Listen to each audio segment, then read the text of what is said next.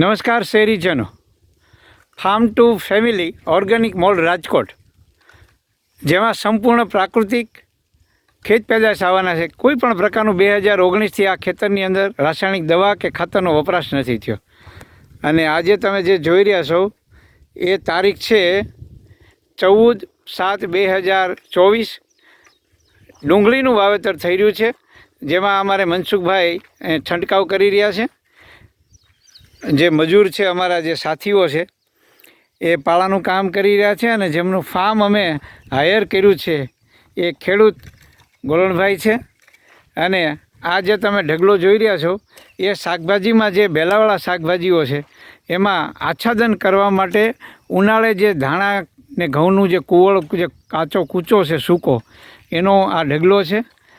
આ બેન શાકભાજીમાં નિંદામણ કરી રહ્યા છે.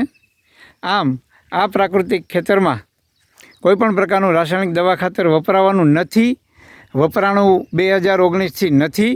તેમ છતાં જ્યારે શાકભાજી રાજકોટમાં અમારું આવવું શરૂ થશે ત્યારે એનું NDDBમાં લેબ ટેસ્ટ કરી અને પછી અમે ગ્રાહકો સુધી પહોંચાડવાના છીએ.